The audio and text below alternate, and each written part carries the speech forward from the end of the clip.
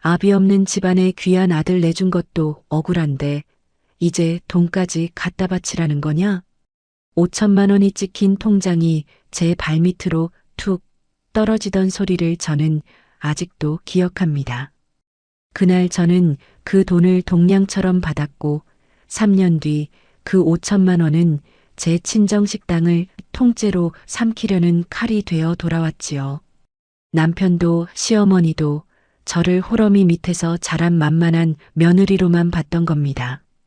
하지만 그들이 몰랐던 게 하나 있었어요. 제가 대기업 재무팀에서 숫자로 밥 벌어먹고 살던 사람이라는 것을. 이야기 시작 전 저희 채널을 구독해 주시면 오늘 하루 큰 행운이 가득하시길 빌겠습니다. 오늘의 사연 시작합니다. 밤 11시가 넘은 국밥집 주방은 하루 중 가장 조용한 시간이었습니다. 손님이 다 빠지고 셔터를 반쯤 내린 가게 안에서 예순의 제 어머니 김문혜 씨는 낡은 목욕탕 의자에 앉아 퉁퉁 부은 무릎에 파스를 붙이고 계셨어요. 파스 봉지를 이로 뜯는 소리, 무릎에 손바닥으로 탁탁 눌러붙이는 소리. 그 소리가 어찌나 익숙하던지 저는 눈을 감고도 어머니가 지금 어느 다리를 주무르고 계신지 알 수 있었습니다. 엄마, 또 그만 좀 해. 무릎 다 나가. 내가 마감할 테니까 엄마는 앉아 있어. 아이고, 말만 번지르르 하네. 너 회사 다니느라 죽겠는데 여기까지 와서 또 일 시키냐? 됐어. 내가 내 손으로 끝낼 거야. 어머니는 그러고도 기어이 가마솥에 다시 불을 올리셨습니다. 다음 날 새벽 첫 손님 상에 낼 사골 육수를 밤새 고아야 한다고요. 20시간을 고아야 뽀얗게 우러난다는 그 육수 하나로 어머니는 저를 키우셨습니다. 남편 없이 친척도 등 돌린 세상에서 국밥 한 그릇에 3,000원 하던 시절부터 한 푼, 두 푼 모아 이 가게를 세우신 분이었어요.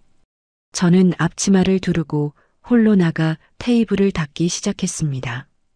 걸레질을 하다 문득 주방 쪽을 돌아봤는데 가마솥 앞에 구부정하게 서 있는 어머니의 뒷모습이 눈에 들어오더군요. 김이 뿌옇게 오르는 그 너머로 세월의 굽은 등이 유난히 작아 보였습니다. 그 순간 저는 3년 전 그날을 떠올리고 말았지요. 식당을 지금 자리로 옮기던 때였습니다. 목이 좋은 자리라 권리금에 보증금까지 5천만 원이 부족했어요. 은행 문턱은 높았고 어머니는 이미 대출이 꽉 차 있었습니다. 발을 동동 구르던 저희 모녀 앞에 시어머니 이명애 씨가 통장 하나를 던지듯 내밀었습니다. 바닥에 떨어진 통장을 줍는 제 손이 부끄러워 떨렸지요. 아비 없는 집안이 티를 내네, 티를 내. 귀한 내 아들 줬으면 그걸로 됐지. 이제는 돈까지 보태달라. 자, 여기 5천. 어디 가서 고마운 줄이나 알아. 빌려주는 거니까 원금에 이자까지 한 푼도 안 밀리고 갚아. 알아들어? 저는 그 돈을 거절하려 했습니다. 어머니 얼굴이 벌겋게 달아오르는 걸 봤거든요. 그런데 그때 제 남편 천두철 씨가 나섰습니다. 어머니, 말 좀 그렇게 하지 마세요. 영란아, 너는 신경 꺼. 내가 다 처리해. 매달 내가 어머니한테 직접 갖다 드릴게. 사돈끼리 돈 얘기 껄끄럽잖아. 내가 중간에서 딱 막을 테니까 너는 입도 열지 마. 그 말이 어찌나 든든하게 들렸던지요. 저는 남편을 믿었습니다. 매달 제 월급 통장에서 원리금을 이체하면 남편이 그걸 자기 어머니께 전달하는 방식이었지요. 저는 사돈 사이가 불편해서 시어머니께 직접 돈 잘 받으셨어요? 하고 물어본 적이 단 한 번도 없었습니다. 그게 제 3년의 방심이었어요. 그 3년 동안 저는 어땠느냐고요. 매달 원리금을 붙이느라 제 구두 밑창이 다 닳도록 갈아 신었습니다. 점심값을 아끼려고 회사에서 김밥 한 줄로 때운 날이 셀 수 없었지요. 그러면서도 명절이면 시댁에 가서 시어머니의 폭언을 고스란히 받아내야 했습니다. 네가 지금 숨 쉬는 것도 내 아들 돈덕인 줄 알아. 우리가 그 돈 안 보탰으면 네 친정 그 식당 진작에 문 닫았어. 너 아직도 그걸 몰라? 밥상머리에서 그 소리를 들을 때마다 저는 목이 메어 국을 넘기지 못했습니다. 그래도 참았어요. 남편이 성실하게 갚고 있다고 믿었으니까요. 원금만 다 갚으면 그날이 오면 저 사람도 더는 저런 소리를 못하리라 생각했던 겁니다. 그런데 그 믿음이 어긋나기 시작한 건 그해 봄이었습니다. 국밥집이 방송을 탔거든요. 어느 맛집 프로그램에서 어머니의 사골 국밥이 소개된 겁니다. 방송 나간 다음 주부터 가게 앞에 줄이 늘어섰어요. 하루 매출이 2배, 3배로 뛰었고 그의 연매출이 10억 원을 넘어섰습니다. 어머니는 좋아하시면서도 손이 부족해 쩔쩔매셨지요. 그 대박 소식이 어떻게 흘러들어갔는지 어느 주말 시어머니가 말도 없이 가게에 찾아왔습니다. 손님인 척 구석자리에 앉더니 계산대에 포스기를 흘끔거리며 매출을 훔쳐보는 겁니다. 국밥 한 그릇을 시켜놓고는 반도 안 먹고 계산대 근처를 어슬렁거리며 화면을 넘겨다보던 그 눈빛. 저는 그때 시어머니 입꼬리가 스르륵 올라가는 걸 봤습니다. 침을 삼키던 그 얼굴을요. 그날 밤이었습니다. 저는 잠결에 눈을 떴어요. 옆자리가 비어 있었고 안방 창가 쪽에서 희미한 불빛이 새어나오고 있었습니다. 남편이 침대에 걸터앉아 휴대전화를 들여다보고 있더군요. 새벽 2시가 넘은 시간에요. 저는 잠에 취한 채로 뭐 하냐고 물으려다 화면에 뜬 글자를 보고 말문이 막혔습니다. 상가 담보대출 한도 조회, 식당 급매 시세, 사업장 양도양수 절차. 남편은 제가 깬 줄도 모르고 화면을 손가락으로 넘기고 있었습니다. 어둠 속에서 그 얼굴이 번들거렸어요. 뭔가에 홀린 사람처럼 눈이 이상하게 빛나고 있었습니다. 저는 숨을 죽였습니다. 심장이 쿵쿵 뛰는데도 자는 척을 했어요. 남편이 검색창에 다시 양도양수라는 글자를 치는 걸 보면서 저는 처음으로 이상한 생각이 들었습니다. 우리 어머니 식당은 어머니 명의인데, 어머니가 직접 하시는 가게인데, 왜 저 사람이 급매 시세를, 담보대출 한도를, 양도 절차를 새벽까지 검색하고 있는 걸까? 그리고 그 순간 3년 동안 단 한 번도 떠올린 적 없던 질문이 제 머릿속을 쿡 찔렀습니다. 저 사람이 지난 3년 동안 시어머니께 원리금을 실제로 갚은 내역을 나에게 단 한 번이라도 보여준 적이 있었던가? 없었습니다. 단 한 번도요. 저는 그날 밤 뜬 눈으로 천장을 바라봤습니다. 옆에서 남편이 휴대전화를 끄고 다시 누워 금세 코를 골기 시작했지만 저는 잠들 수가 없었어요. 좋은 게 좋은 거라고, 남편 말만 믿으면 된다고 스스로를 다독여온 3년이 갑자기 얇은 얼음판처럼 느껴졌습니다. 이튿날 아침 저는 평소처럼 밥을 차리고 남편을 배웅했습니다. 아무 일 없다는 듯이요. 남편은 제 볼에 입을 맞추고 다녀올게. 괜히 예민하게 굴지 말고 당신도 오늘 컨디션 좀 챙겨. 하며 나갔지요. 그 뒷모습을 보면서 저는 결심했습니다. 확인해 보자고. 감정이 아니라 숫자로. 대기업 재무팀에서 10년 넘게 남의 회사 돈줄을 들여다보며 살았던 사람입니다. 숫자는 거짓말을 못한다는 걸 저는 누구보다 잘 알고 있었어요. 사람의 말은 얼마든지 예쁘게 꾸밀 수 있지만 통장에 찍힌 이체 기록은 절대 꾸며지지 않으니까요. 그날 저녁 어머니 가게로 향하는 지하철 안에서 저는 창밖을 바라봤습니다. 유리에 비친 제 얼굴이 낯설더군요. 웃는 얼굴을 3년이나 붙이고 살았더니 정작 제 진짜 표정이 어떤 건지 잊어버린 사람 같았습니다. 가게에 도착하니 어머니는 또 무릎에 파스를 붙이고 계셨어요.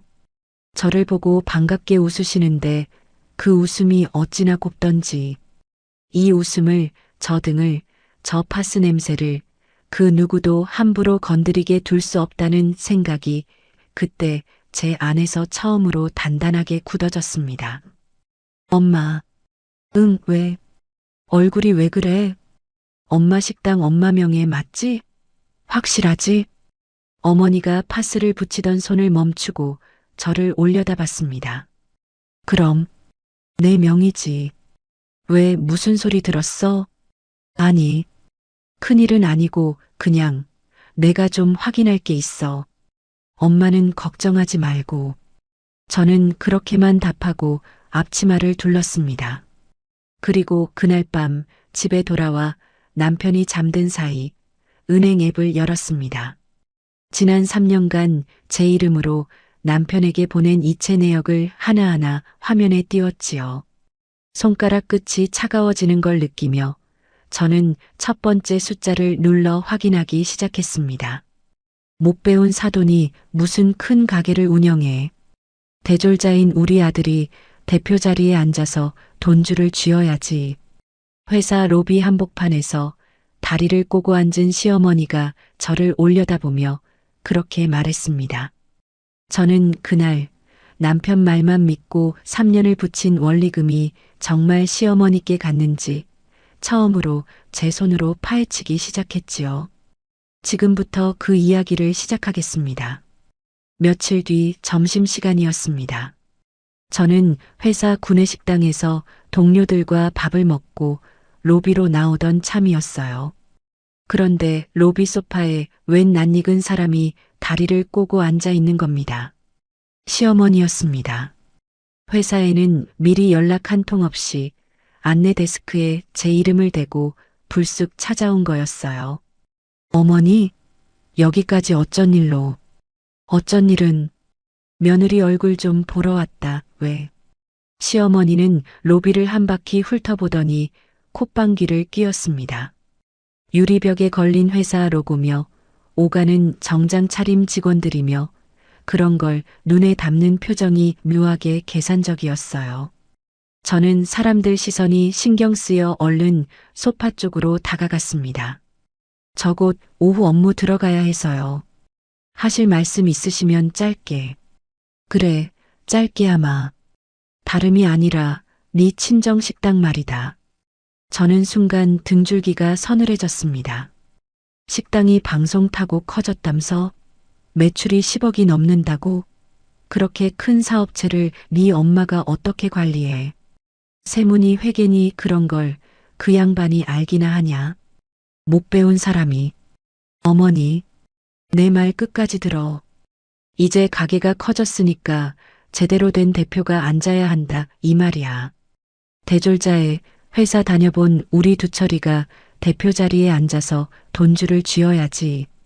안 그러면 저 어수룩한 네 엄마가 세금 폭탄 맞고 다 말아먹어.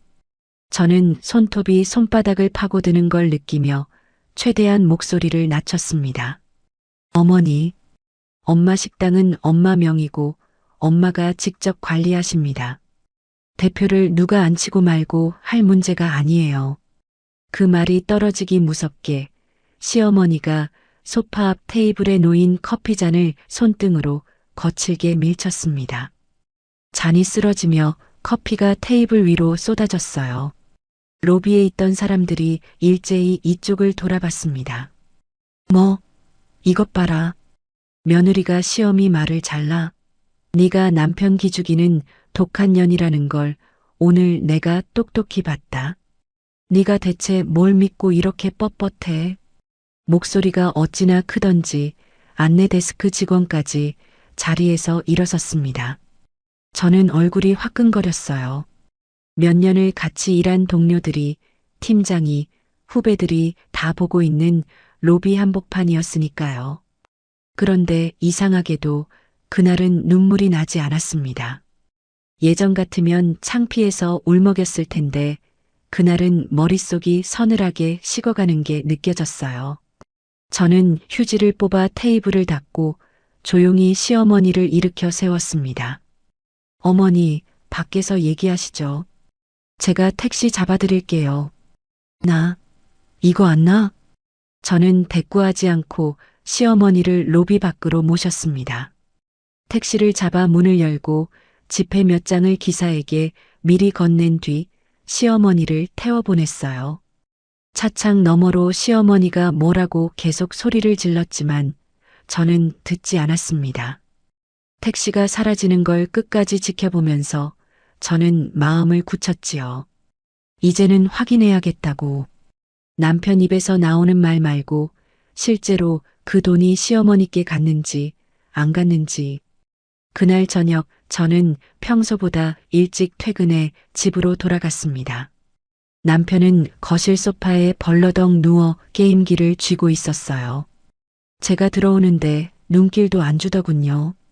오늘 어머니가 회사로 찾아오셨어. 그래.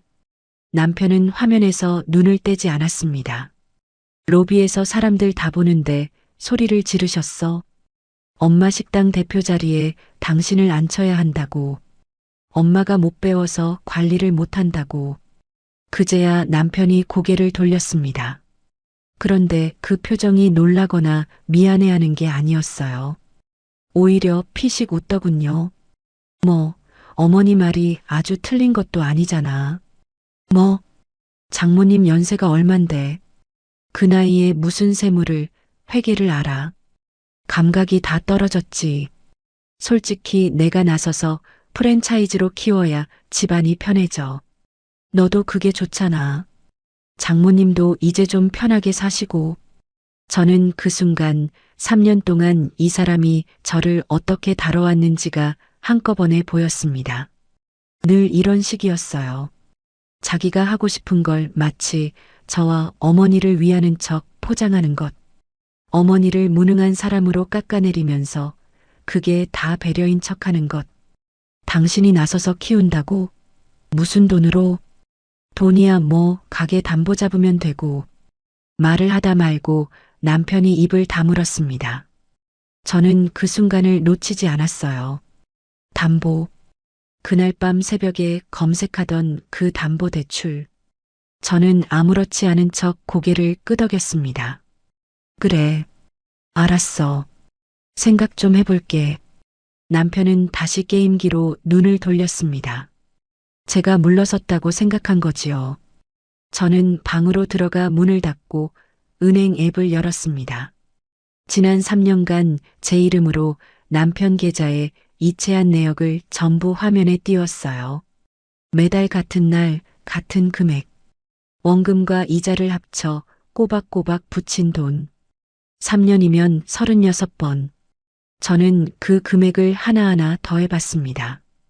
5천만 원 원금에 약속했던 이자까지 계산기를 두드리는 제 손끝이 떨렸어요.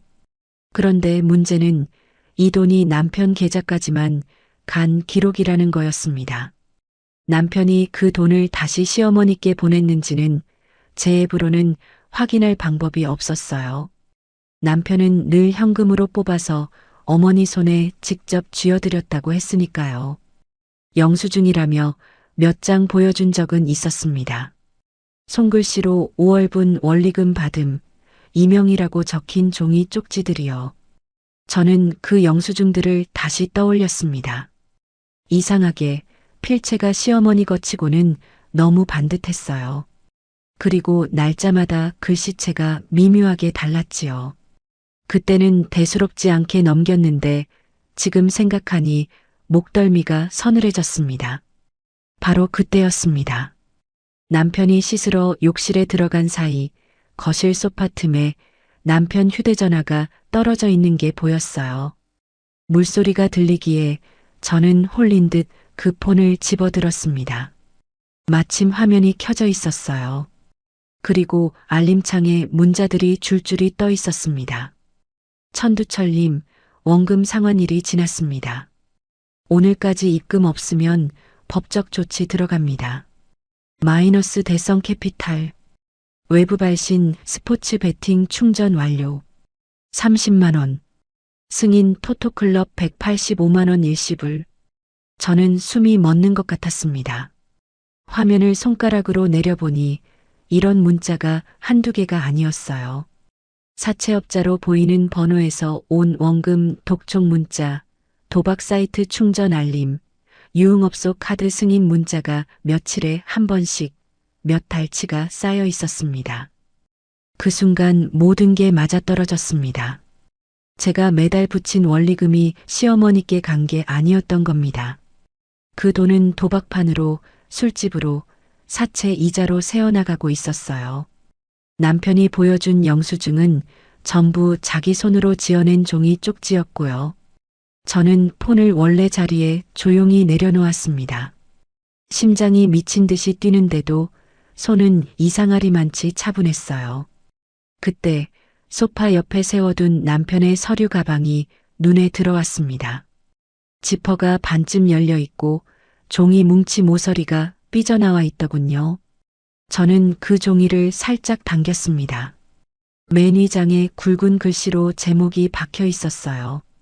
사업장 양도양수 계약서. 손이 떨려왔습니다. 물소리가 멈추기 전에 저는 종이를 다시 밀어넣고 소파에서 물러섰어요. 그날 밤 남편이 잠든 뒤 저는 서재에 앉아 노트북을 켰습니다. 눈물은 나지 않았어요. 대신 저는 제가 가장 잘하는 일을 하기로 했습니다.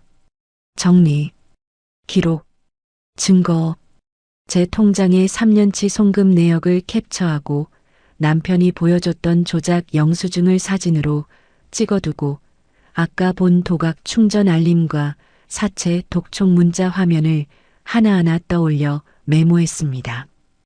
엑셀 파일을 열고 날짜별로, 항목별로 표를 만들기 시작했지요. 재무팀에서 수천 번 만들어 본 그 표를 이번엔 제 인생을 위해 만들었습니다.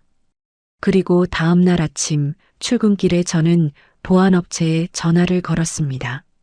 네, 국밥집 내부에 고화질 CCTV를 긴급으로 설치하고 싶은데요. 오늘 오후 안에 가능할까요? 화질 좋고 소리도 녹음되는 걸로요. 전화를 끊으며 저는 창밖을 봤습니다. 3년간 웃는 얼굴로 살아온 며느리는 그날로 끝이었어요. 이제부터 저는 숫자로 말하는 사람으로 돌아갈 참이었습니다. 내 돈 5천만 원으로 죽다 살아난 식당이니까 이 가게는 사실상 내 거야. 당장 도장 안 찍어? 식당 문을 박차고 들어온 시어머니가 우리 어머니 코앞에 인주를 들이밀며 그렇게 소리쳤습니다. 저는 바로 전날 CCTV 설치를 끝내둔 참이었지요.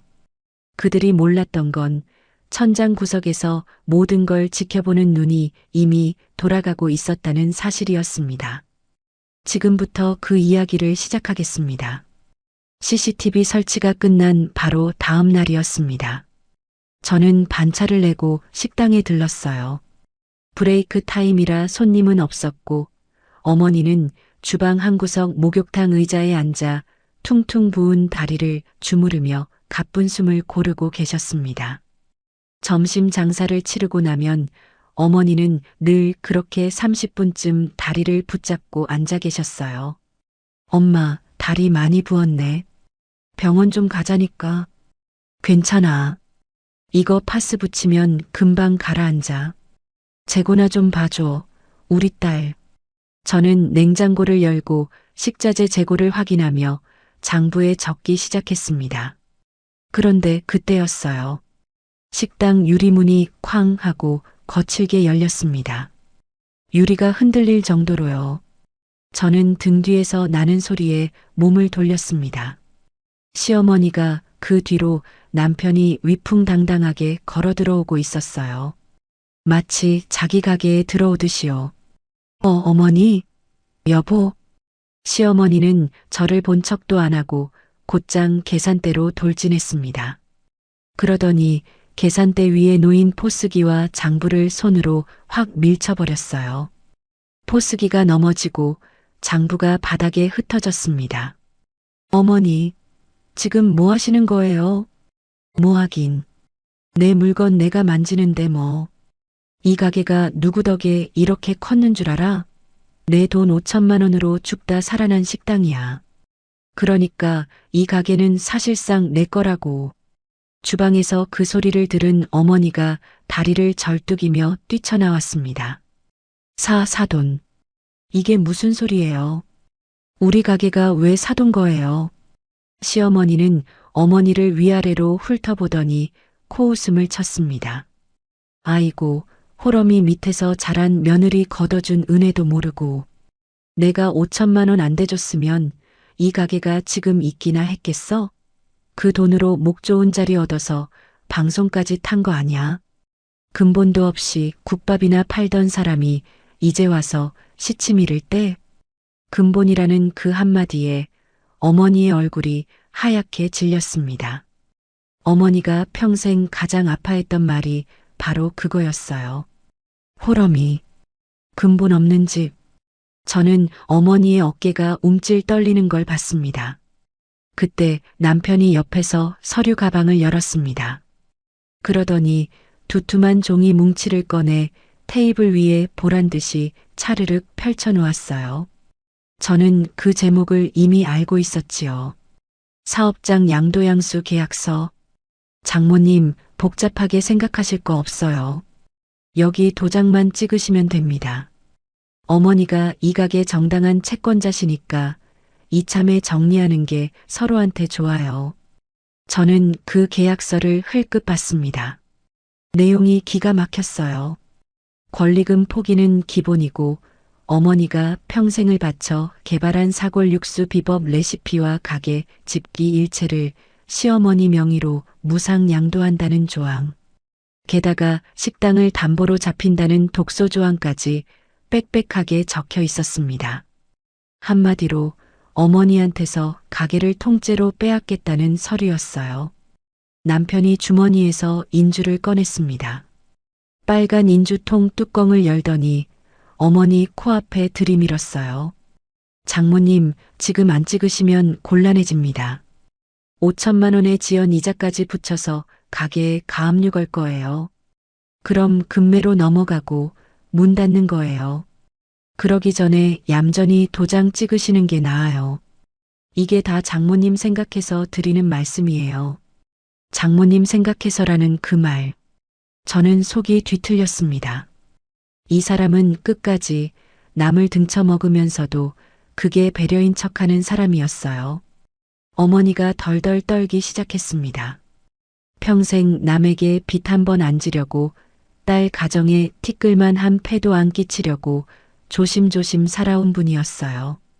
그런 어머니에게 가압류 금매 문 닫는다는 말은 세상이 무너지는 소리였을 겁니다. 사위. 우리 영란이가 이혼당하면 어떡해. 나 때문에 우리 딸이.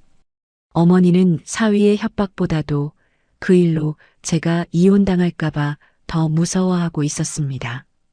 그게 우리 어머니였어요.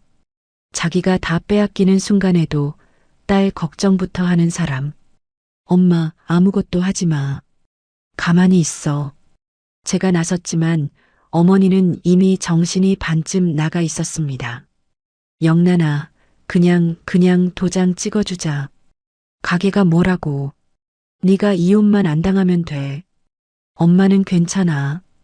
다시 국밥 팔면 돼. 처음부터 다시 하면 되지. 어머니의 눈에서 눈물이 뚝뚝 떨어졌습니다. 체념한 얼굴로 어머니가 인주를 향해 떨리는 손을 뻗었어요.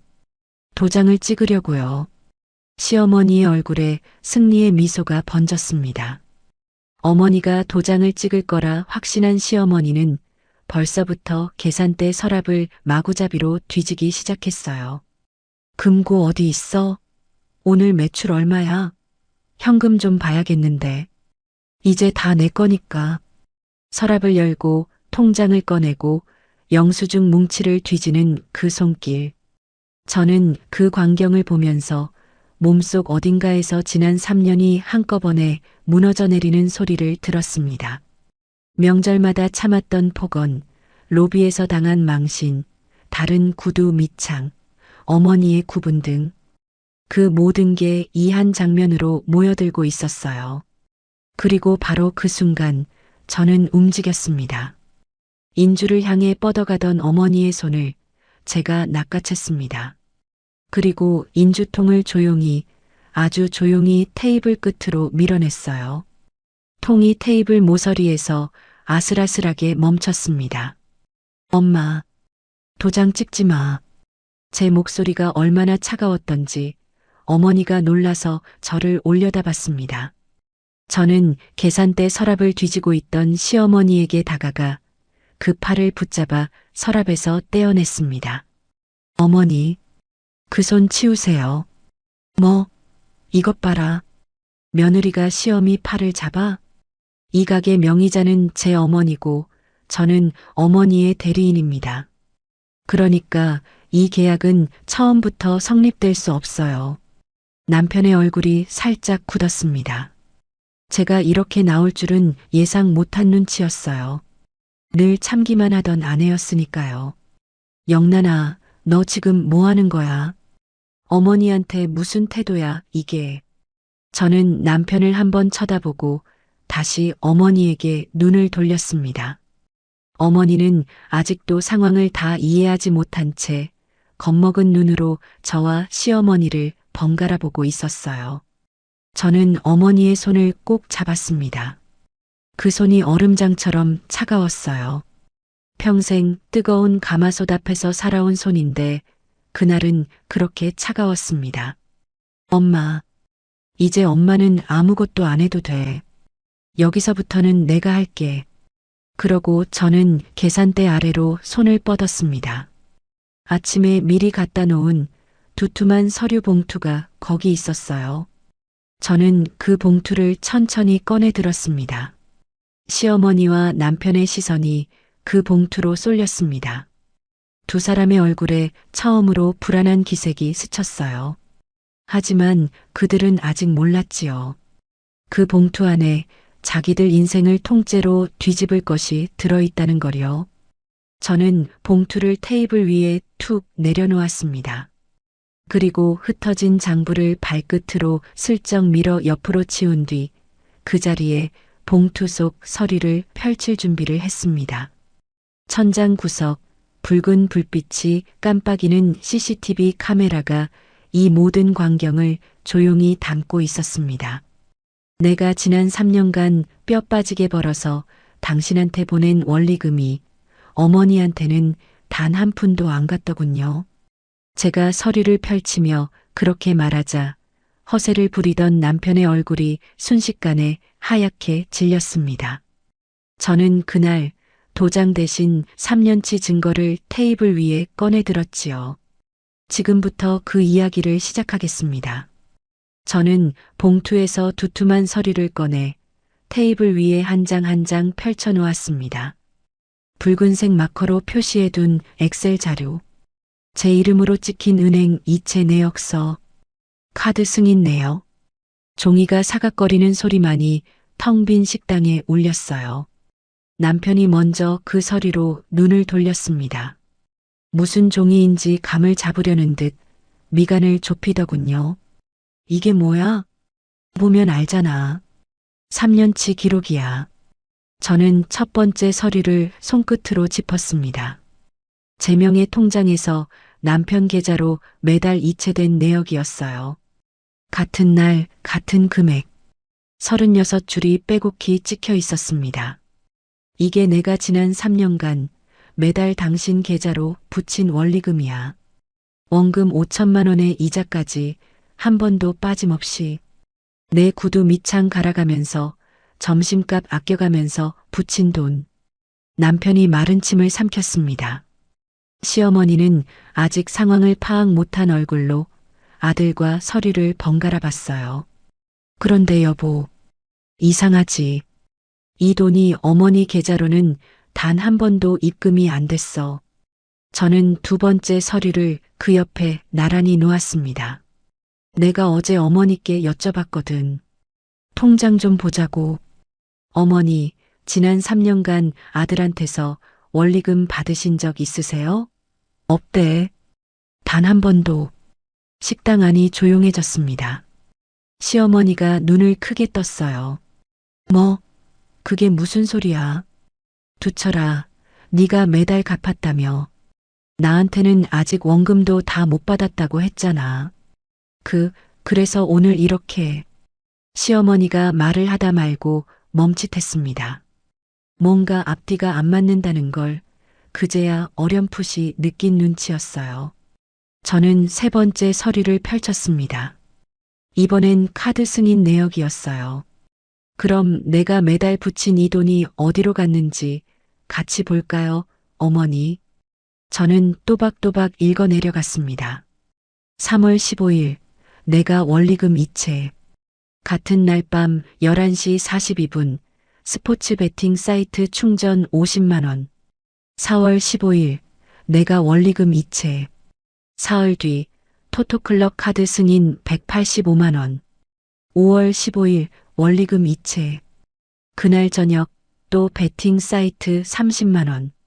한 줄 한 줄 읽을 때마다 남편의 얼굴에서 핏기가 빠져나갔습니다. 동공이 불안하게 흔들렸어요.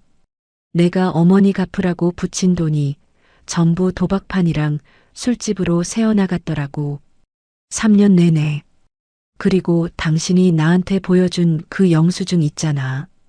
원리금 받음, 이명이라고 손글씨로 적힌 종이 쪽지들. 그거 전부 당신이 직접 쓴 거였어. 어머니 필체랑 대조해봤어. 완전히 달라. 저는 남편을 똑바로 봤습니다. 당신 3년 동안 나랑 어머니 양쪽을 다 속인 거야. 어머니한테는 아직 다 못 갚았다고 하고 나한테는 잘 갚고 있다고 하고 그 돈은 다 당신 도박빚이랑 술값으로 태워버리고 남편이 다급하게 시어머니의 팔을 잡았습니다. 어머니. 저 여자 말 믿지 마세요. 어머니는 빠져 계세요. 일단 나가요, 예. 나가서 얘기해요. 남편이 시어머니를 끌고 도망치려 했습니다. 하지만 시어머니는 그 자리에 뿌리 박힌 듯 서 있었어요. 손에 쥔 계약서가 바스락거렸습니다. 나 봐, 이놈아. 두철아. 너 지금 저 여자 말이 사실이야? 네가 내 돈을 아직도 안 갚은 게 못 갚은 게 아니라 그 돈을 도박에 쳐넣어서? 시어머니가 갑자기 표정을 바꾸더니 저를 향해 악을 썼습니다. 아니야. 며느리 네가 지금 돈 떼먹으려고 거짓말하는 거지. 내 아들이 그럴 리가 없어. 대졸자에 회사도 다니고 얼마나 반듯한 앤데. 저는 그 말에 잠시 시어머니를 바라봤습니다. 그리고 서류 한 장을 조용히 시어머니 앞으로 밀었어요. 사채업자의 원금 독촉 문자를 캡처한 화면이었습니다. 어머니, 정신 차리세요. 어머니께 상환됐어야 할 그 5천만 원, 실은 사채랑 도박으로 다 사라졌어요. 그러니까 진짜로 5천만 원을 떼인 사람은 제가 아니라 어머니 자신이에요.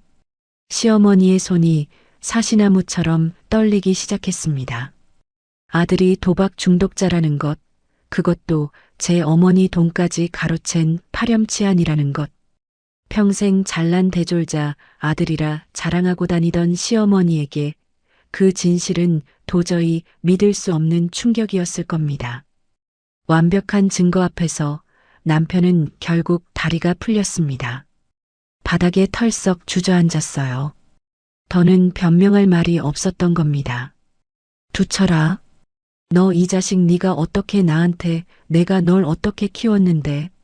시어머니가 계약서를 쥔 손으로 아들의 등짝을 내리쳤습니다. 퍽.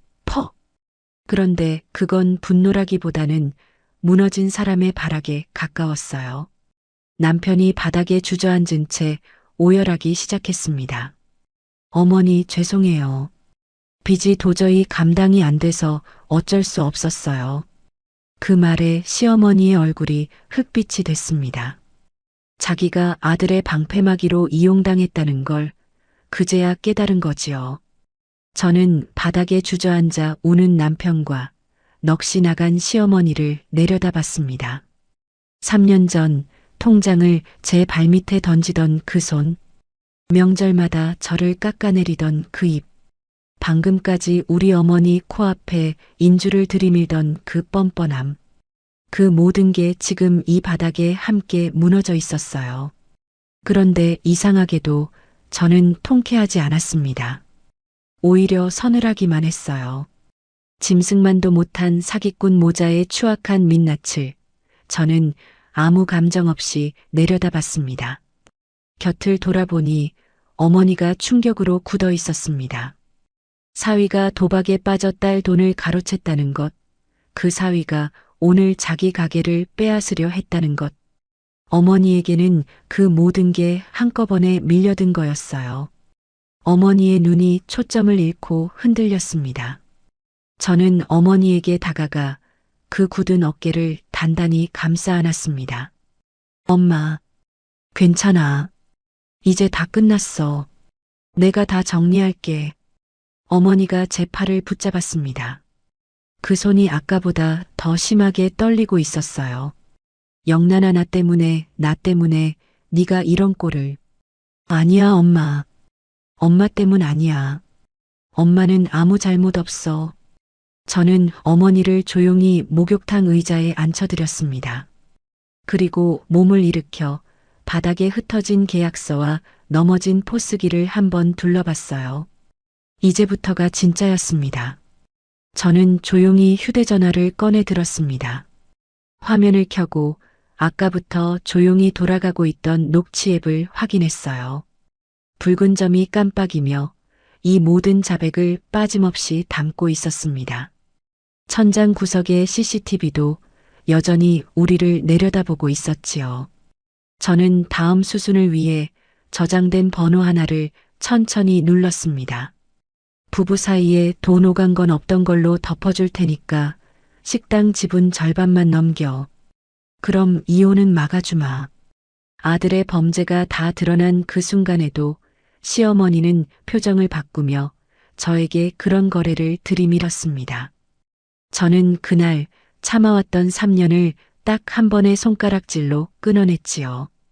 지금부터 그 이야기를 시작하겠습니다. 바닥에 주저앉아 오열하던 남편, 넋이 나간 시어머니. 저는 휴대전화를 내려놓고 두 사람을 바라봤습니다.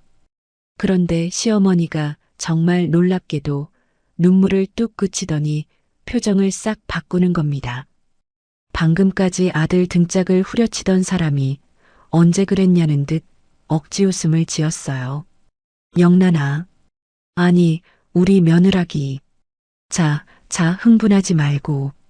우리 서로 좋게 가자, 응? 저는 대꾸하지 않고 시어머니를 바라봤습니다. 이 사람이 또 무슨 수를 쓰려는지 지켜보고 싶었거든요. 두철이가 잘못한 거 맞아. 근데 어쩌겠니? 이미 벌어진 일인데. 이렇게 하자. 부부 사이에 돈 오간 거, 그거 내가 다 없던 걸로 덮어줄게. 대신 이 식당 지분 절반만 나한테 넘겨. 그럼 이혼 얘기도 쑥 들어가게 내가 해줄 테니까. 어때? 나쁘지 않지? 저는 하마터면 웃을 뻔했습니다. 아들이 도박 중독의 사기꾼이라는 게 눈앞에서 다 까발려졌는데도 이 사람은 끝까지 우리 가게 지분을 탐내고 있었어요. 며느리 자산을 빼앗을 궁리를 이 상황에서도 하고 있는 겁니다. 저는 감정을 조금도 드러내지 않고 차분하게 입을 열었습니다. 어머니, 5천만 원은 대여금이에요. 빌려준 돈. 소유권이랑은 아무 상관이 없어요. 그게 무슨. 돈을 빌려줬다고 해서 그 가게가 어머니께 되는 게 아니라고요. 은행에서 대출 받으면 그 집이 은행 거예요? 아니잖아요. 빌린 돈은 갚으면 끝이에요. 저는 서류 봉투에서 마지막 한 장을 꺼냈습니다. 그리고 원금 5천만 원은 제가 정확한 날짜에 어머니 계좌로 전액 상환할 겁니다. 이자까지 계산해서요. 그러니까 어머니가 이 가게 지분이든 명의든 가져갈 근거는 처음부터 단 하나도 없었어요. 시어머니의 얼굴에서 억지 웃음이 스르륵 사라졌습니다. 그러더니 갑자기 눈에 핏발이 서더군요. 이런 못된 년. 시어미가 좋게 말할 때 들어야지. 네가 뭔데 감히 나한테. 시어머니가 저를 향해 달려들었습니다. 제 머리채를 잡으려고 손을 뻗었어요. 그 순간 저는 한 걸음 뒤로 물러서며 천장 구석을 손가락으로 조용히 가리켰습니다. 어머니, 저기 좀 보세요. 시어머니의 손이 허공에서 멈췄습니다. 시어머니의 시선이, 남편의 시선이 제 손끝을 따라 천장으로 향했어요. 붉은 불빛이 깜빡이는 새로 달린 고화질 CCTV 카메라였습니다. 어제부터 저 카메라가 돌아가고 있어요. 화질도 좋고 소리도 다 녹음돼요. 오늘 어머니랑 남편이 여기 쳐들어와서 계약서 들이밀고 우리 엄마 협박하고 방금 저 머리채 잡으려던 거 전부 영상으로 남았어요. 저는 휴대전화를 들어 올렸습니다. 그리고 방금 두 분이 하신 자백. 남편이 어머니 앞세워서 식당 담보 잡으려 했다는 얘기, 도박빚 정리하려 했다는 얘기. 그거 전부 제가 이 폰으로 녹음했어요. 저는 녹취 앱을 열어 방금 녹음된 파일을 잠깐 재생했습니다. 남편의 오열하는 목소리가 장모님 식당 담보 잡으면 한 번에 정리될 것 같아서 어머니 앞세운 거예요 라는 그 말이 식당 안에 또렷하게 울려 퍼졌어요. 시어머니와 남편의 얼굴이 흑빛이 됐습니다. 그러더니 두 사람이 서로에게 삿대질을 하며 싸우기 시작했어요. 이게 다 너 때문이잖아. 네가 도박만 안 했어도, 어머니가 지분 절반 얘기만 안 꺼냈어도 녹음이 안 됐을 거 아니에요. 한심한 아기 다툼이었습니다. 그러다 두 사람이 동시에 저에게 달려들었어요. 그 폰 이리 내놔. 그거 다 지워. 남편이 제 손에서 휴대전화를 빼앗으려 했습니다. 저는 폰을 등 뒤로 감추며 뒷걸음질 쳤어요. 소용없어. 영상이랑 녹취 이미 클라우드에 실시간으로 올라가고 있고 내 변호사한테도 전송됐어. 이 폰 부순다고 사라지는 거 아니야. 그 말에 두 사람이 멈칫했습니다. 저는 그 틈에 화면을 눌렀어요. 경찰 신고 버튼을요. 특수협박과 영업방해로 신고했습니다. 너 경찰에 신고했어? 당연하지. 남의 가게 쳐들어와서 기물 파손하고 명예 넘기라고 협박하고 폭행까지 시도했는데 이게 신고감이 아니면 뭐가 신고감이야. 잠시 후 멀리서 사이렌 소리가 들려오기 시작했습니다. 그 소리가 가까워질수록 남편의 얼굴은 새하얗게 질려갔어요. 결국 남편이 제 앞에 무릎을 꿇었습니다. 그리고 제 바지가랑이를 붙잡았어요. 영란아, 제발. 나 감옥 가면 죽어. 진짜 죽어. 우리 그동안 정도 있잖아. 한 번만 봐줘. 신고 취소해줘. 응? 제발. 3년을 함께 산 남편이었습니다. 한때는 저 사람의 든든한 등이 좋아서 결혼했지요. 그런데 지금 제 발밑에서 우는 이 사람을 보는데 이상하게 아무 감정도 들지 않았습니다. 슬프지도 미안하지도 않았어요. 그저 서늘하기만 했습니다. 저는 남편의 손을 침착하게 떼어냈습니다. 당신 지금 죽는다는 소리가 들려? 근데 나는 다른 소리가 들리는데. 저는 목욕탕 의자에 앉아 이 모든 걸 지켜보던 어머니를 눈짓으로 가리켰습니다. 어머니는 넋이 나간 채 손으로 입을 틀어막고 있었어요. 우리 엄마 억장 무너지는 소리는 당신 귀엔 안 들려? 남편이 입을 다물었습니다. 제 목소리가 얼마나 차가웠던지 발악하던 남편도 그 자리에서 얼어붙었어요. 그때 식당 문이 열리고 경찰 2명이 들어왔습니다. 저는 차분하게 상황을 설명했어요. 바닥에 흩어진 양도양수 계약서와 파손된 포스기, 장부를 가리키며 CCTV 영상과 녹취 파일이 있다고 알렸습니다. 경찰이 계약서를 살펴보고 넘어진 포스기를 사진으로 찍었어요. 그 사이 식당 밖에는 사람들이 몰려들었습니다. 동네 주민들, 지나가던 손님들이 유리문 너머로 안을 들여다보며 휴대폰을 꺼내 촬영하기 시작했어요. 방송까지 탄 유명한 국밥집에 경찰차가 서 있으니 구경꾼이 안 몰릴 리가 없었지요. 시어머니가 그 시선을 느꼈는지 얼굴을 감싸쥐었습니다. 아이고, 창피해라. 이게 무슨 망신이야. 하지만 이제와 창피한 걸 알아본들 소용없었어요. 경찰은 현장 조사를 위해 두 사람을 경찰서로 임의동행하겠다고 했습니다. 남편과 시어머니가 고개를 푹 숙인 채 사람들의 카메라 앞을 지나 경찰차 쪽으로 걸어갔어요. 방금까지 이 가게가 자기 거라며 큰 소리치던 두 사람의 뒷모습이 그렇게 작고 초라할 수가 없었습니다. 저는 그 뒷모습을 싸늘하게 지켜봤습니다. 그리고 몸을 돌려 어머니에게 다가갔어요. 엄마, 이제 진짜 다 끝났어. 어머니가 제 손을 잡았습니다. 여전히 떨고 있었지만 아까보다는 조금 진정된 눈빛이었어요. 영란아, 이제 너 어떡하니? 이혼하는 거야? 응, 이혼할 거야. 그리고 받아낼 거 다 받아낼 거야. 저는 흩어진 서류를 주섬주섬 챙겼습니다. 그리고 저장해둔 번호를 눌렀어요. 변호사 사무실이었습니다. 네, 변호사님. 조금 전에 말씀드린 그 건이요. 이혼 소장이랑 형사 고소장. 지금 바로 접수 진행하겠습니다. 전화기 너머로 변호사가 뭐라 답하는 소리를 들으며 저는 창밖을 봤습니다. 경찰차 뒷좌석에 고개를 처박은 두 사람의 실루엣이 보였어요. 이제부터 시작이었습니다. 저는 받아야 할 것을 한 푼도 빠짐없이 받아낼 참이었어요. 내가 감옥에서 죽기 전에 그 5천만 원 사채 빚 좀 갚아줘요. 어머니, 제발. 유치장에 갇힌 남편이 면회온 시어머니에게 그렇게 매달렸다고 합니다. 저는 그날 이후 받아야 할 것을 한 푼도 빠짐없이 받아냈지요. 지금부터 그 이야기를 시작하겠습니다. 경찰 조사가 진행되면서 남편이 저지른 일의 전말이 서류로 하나하나 확인됐습니다. 사채업자들에게까지 손을 벌린 액수가 제 짐작보다 훨씬 컸어요.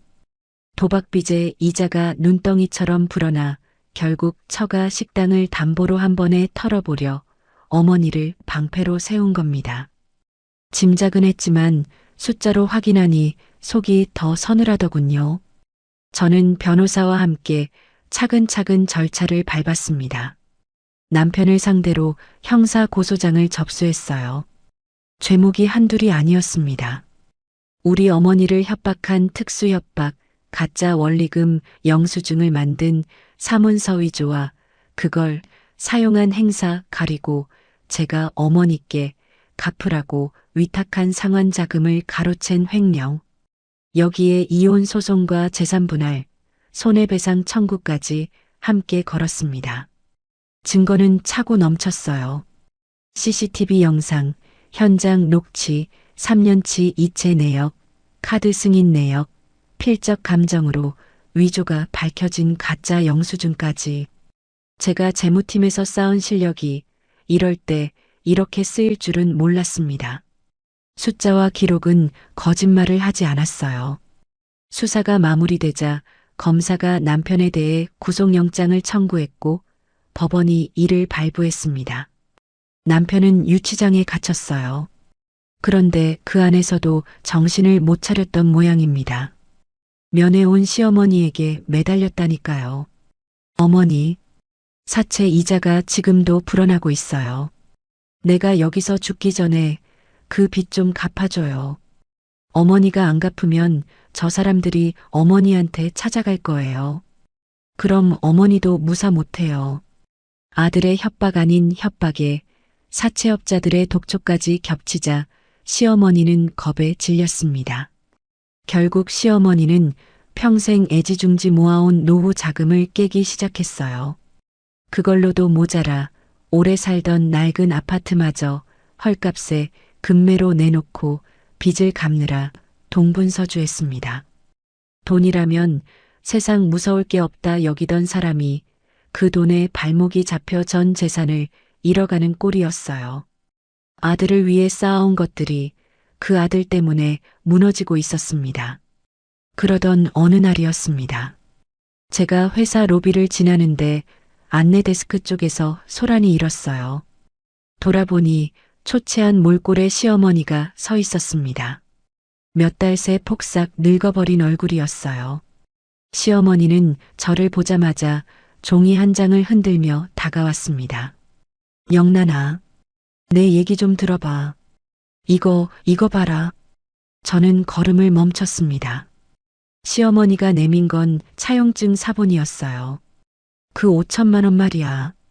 그거 사실은 빌려준 돈이 아니라 식당에 투자한 돈이었어. 여기 봐. 차용증에 그렇게 적혀 있잖아. 투자금이라고. 그러니까 나도 지분이 있는 거야. 응? 내가 지분 있는 거 맞지? 저는 그 차용증을 받아 들여다봤습니다. 식당 사업에 5천만 원을 투자함이라고 적혀 있었어요. 필체가 눈에 익었습니다. 남편의 글씨였어요. 저는 헛웃음이 나올 뻔했습니다. 어머니, 이거 두철 씨 필적이에요. 어머니가 쓰신 것도 아니잖아요. 시어머니가 제 앞에 무릎을 꿇었습니다. 로비 한복판에서요. 영란아, 제발. 나 이제 정말 아무것도 없어. 아파트도 팔고 모아둔 돈도 다 빚 갚는 데 들어갔어. 이 지분이라도 인정받아야 내가 살아. 제발 한 번만.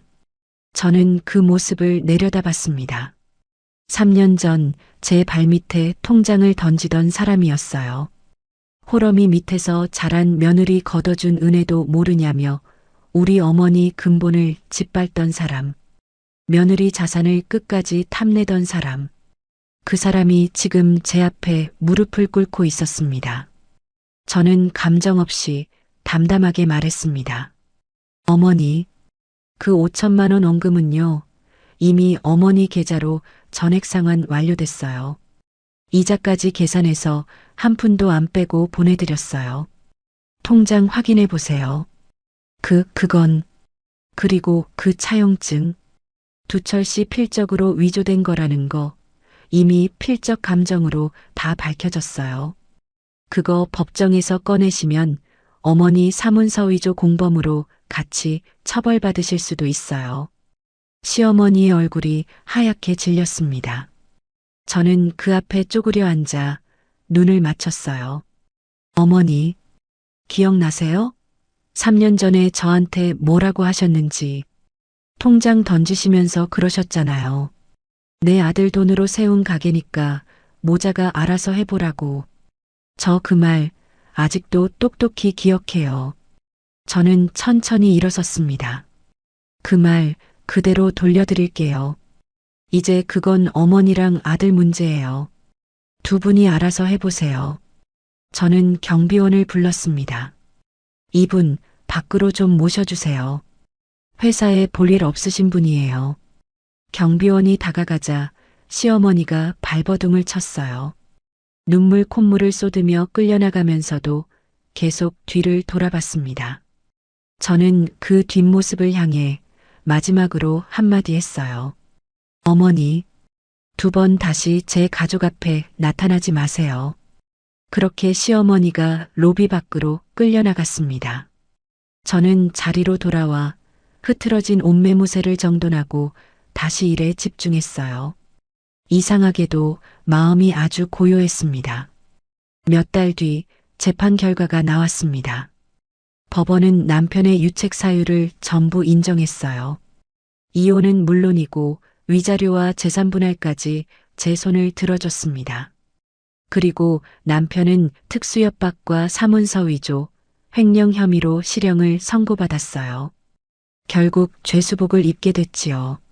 한때 밖에서 폼 잡기 좋아하고 대졸자에 회사 다닌다고 어깨에 힘주던 사람이었습니다.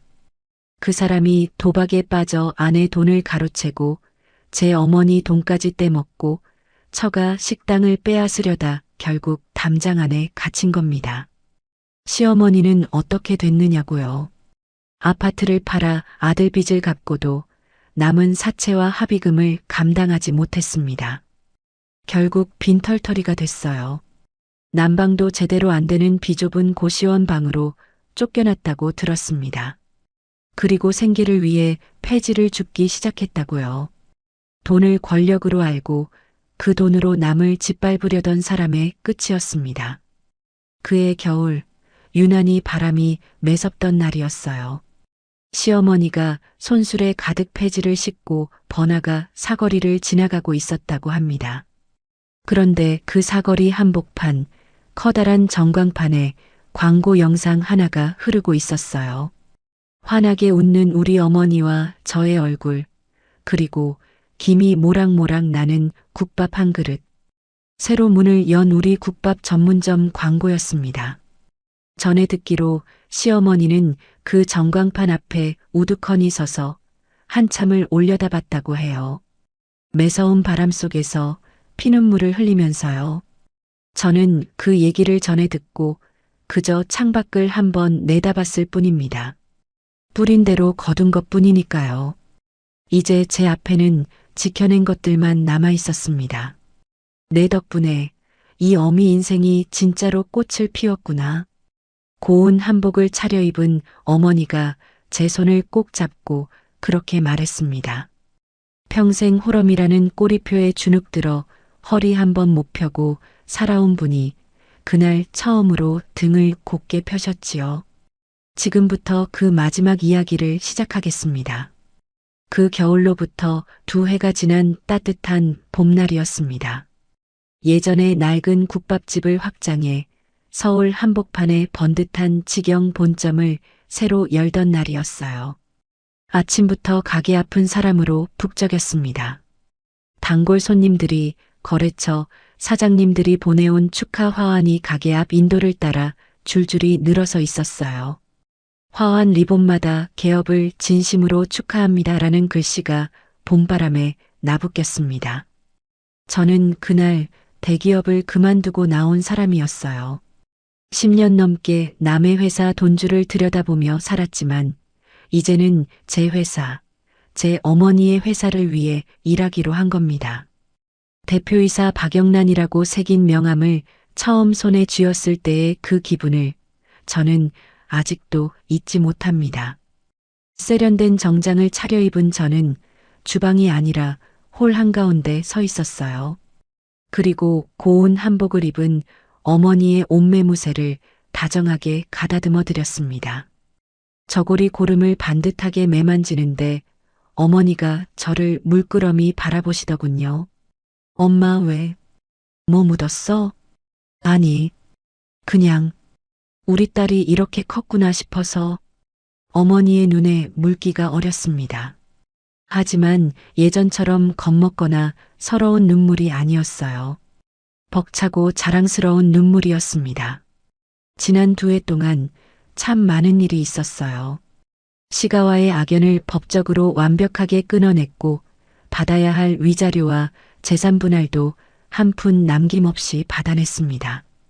그 돈과 방송으로 얻은 화제성, 그리고 제 재무 감각을 발판 삼아 주먹국으로 굴러가던 국밥집을 주식회사로 법인 전환했어요. 몸집을 한 번에 불리라는 투자 제안도 여러 들어왔지만 부실하게 확장하다 무너진 회사를 재무팀에서 숱하게 봐온 저는 욕심 대신 내실을 택했습니다. 직영 본점을 세우고 검증된 자리에만 가맹점 몇 개를 신중하게 냈어요. 어머니가 평생을 바쳐 개발한 그 사골 육수 비법만큼은 우리 가게의 심장이니까 절대 흔들리지 않게 지켰습니다. 개업식이 시작됐습니다. 저는 마이크를 잡고 단상에 올랐어요.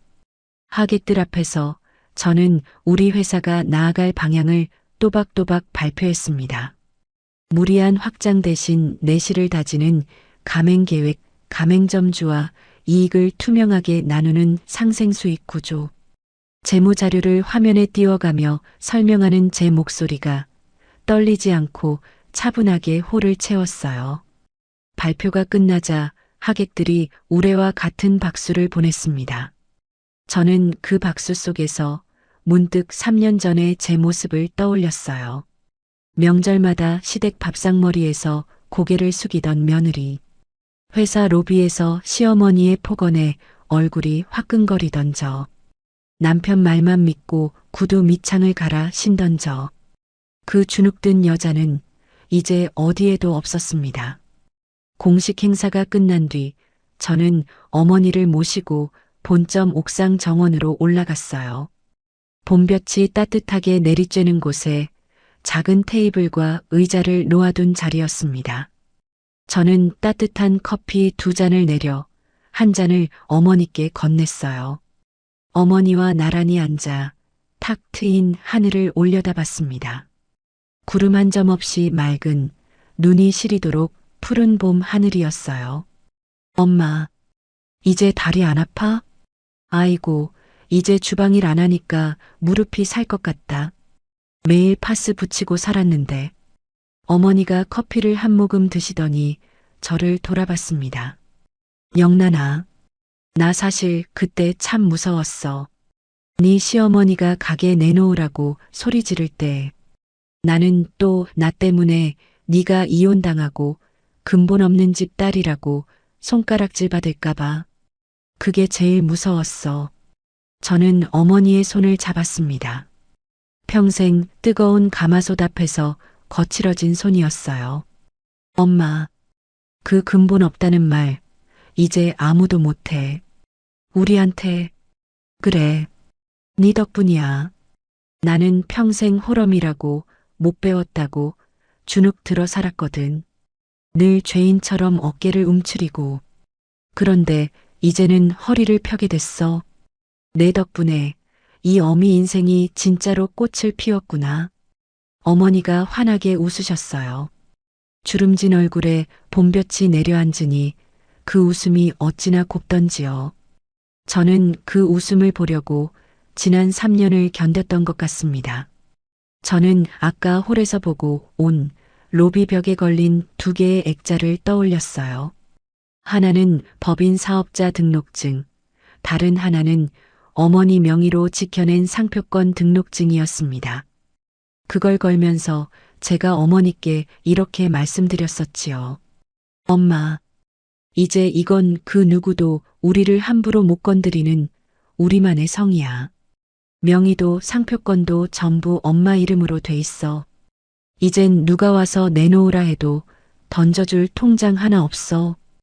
돌이켜보면 그 끔찍했던 위기가 오히려 저희 모녀를 더 단단하게 만들었습니다.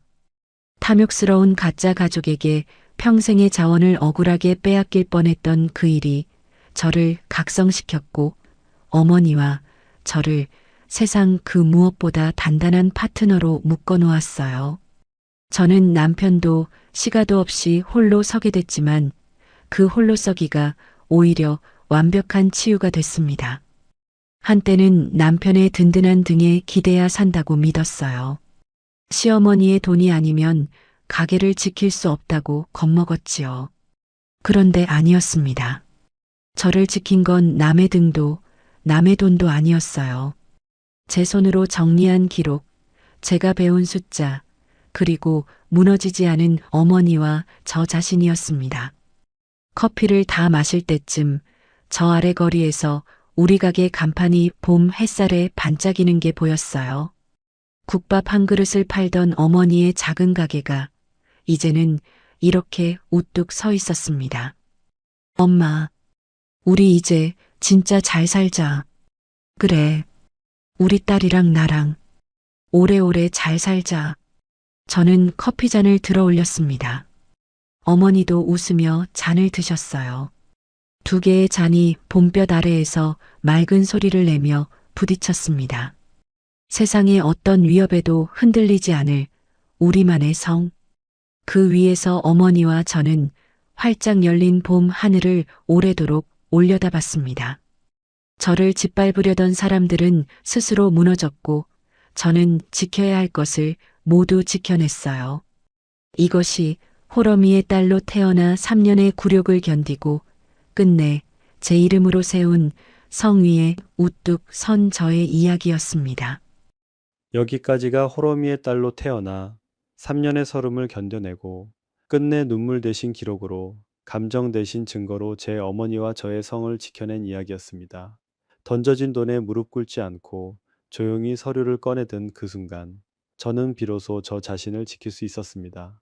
여러분도 부디 억울한 순간에 눈물보다 단단한 무언가를 손에 쥐고 계시길 바랍니다. 이야기를 끝까지 들어주셨다면 잘 들었다고 댓글 하나만 남겨주세요. 구독과 좋아요를 눌러주시는 모든 분들이 행복하시길 기원합니다. 오늘 함께 해주셔서 정말 감사합니다.